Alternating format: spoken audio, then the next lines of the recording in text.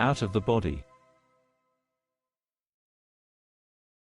Center for Consciousness Studies. Olá, hoje é a continuação do quinto dia, aprenda sobre reencarnação. Hello, today is the second part of the fifth day of the mini-course, Learn About Reincarnation.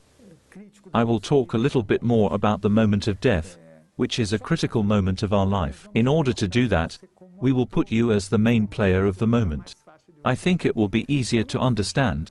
Let's see how does it works. There is a group of supporting consciousnesses that do the reincarnation, or incarnation, and the disincarnation of a consciousness in a physical body. This group does not have any relation with emotions. They do not cry for someone who died. Their level of perception is much higher. They are at a level of knowledge that is where we want to get. But let's back on topic. You worked so hard that you reached a level at which you are a supporting consciousnesses that does the incarnation and disincarnation, and you belong in a group of people. So, let's go. I will be with you as well, because now I will be doing this work.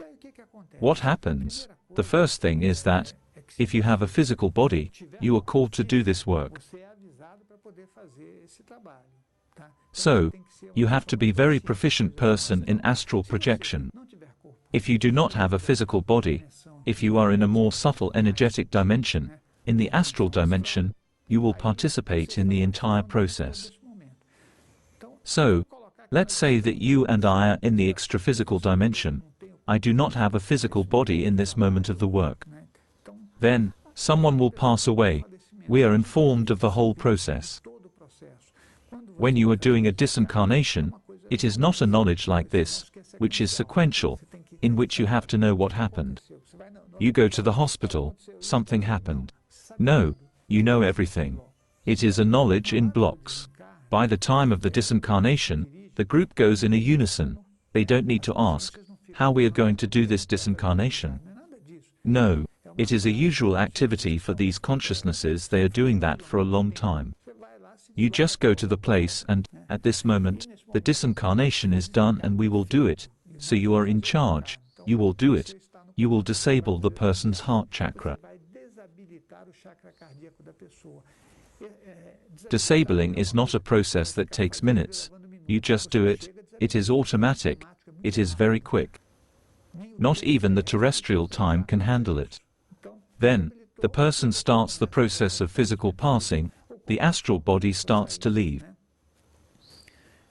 Our team performing the disincarnation is very fast.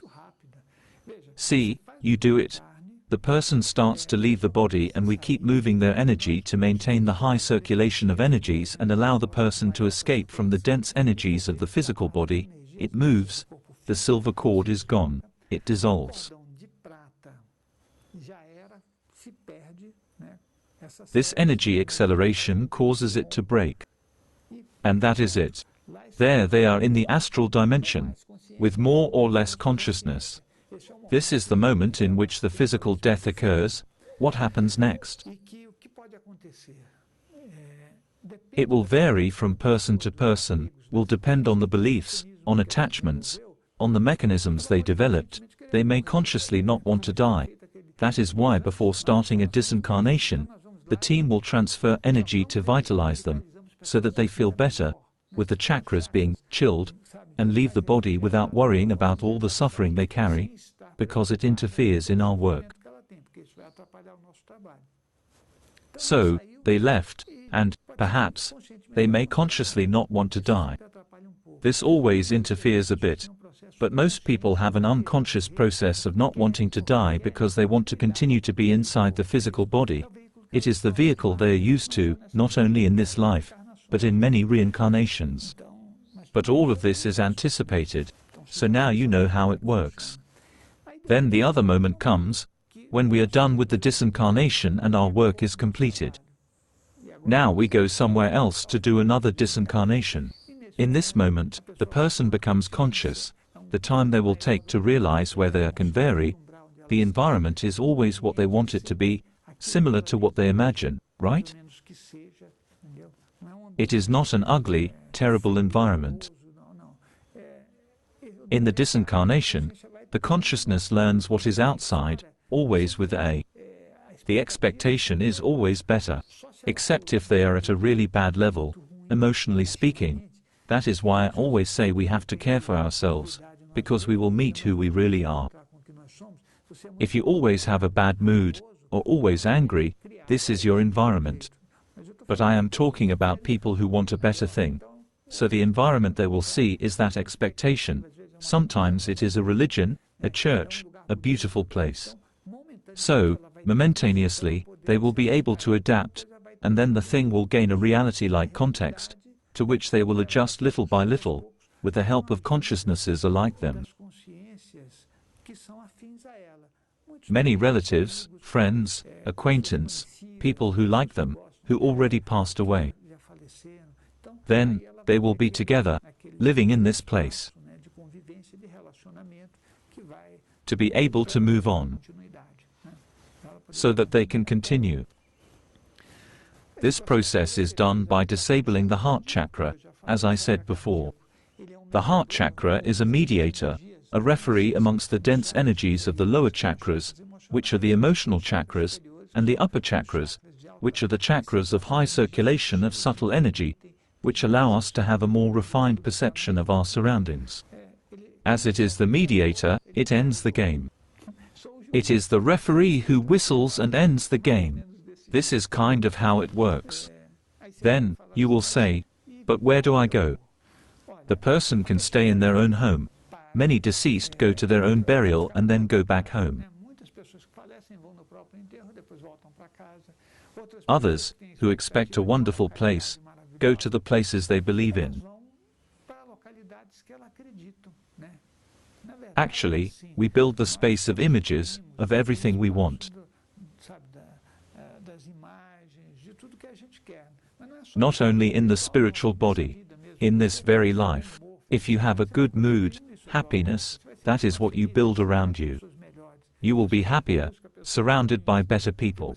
If you seek bad people, because you need someone worse than you in order to live better, then you will meet this, too.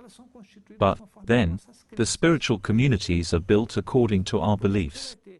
That is why you have cities, I have had the experience of assisting at a place where there were only writers. So it was a writers' community. People spent all their time there. The buildings were locked, they looked like old schools, and they stay in this place very focused on that, because that is what they can see.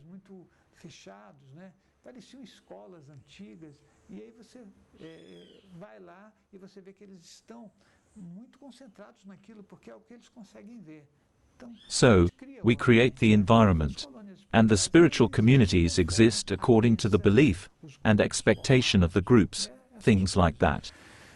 We could talk a lot about spiritual communities, but this is not the scope of this video.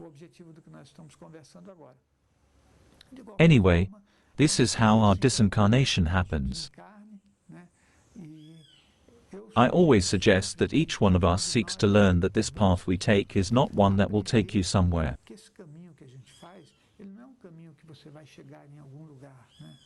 This is not like that. You die, and you get somewhere. You die, and then you continue. Things are not that restricted. We do not evolve so that we become, look, I will be a demigod, a god, a. It does not end, it never ends. It only gets better, and those who are left behind think you are a master, a very elevated consciousness, an elder. No, we actually never get anywhere, we take a path. This path we take by walking. We learn by walking. This is the best idea we can have. So, this is the second part of the 5th day. And if you have any question, send us a message to our WhatsApp number +55 11 97454 2116. You can ask anything, because this is why I am here, this is the meaning of my life. Our website and contact details are in the description of this video. Feel free to take a look and get in contact. We are also on Facebook and Instagram. You will chat with many people there. Very cool people who is always talking. And we continue all of this, okay? More on this topic. refer to our study materials, astral projection, chakras, human behavior, clairvoyance, past lives, reincarnation.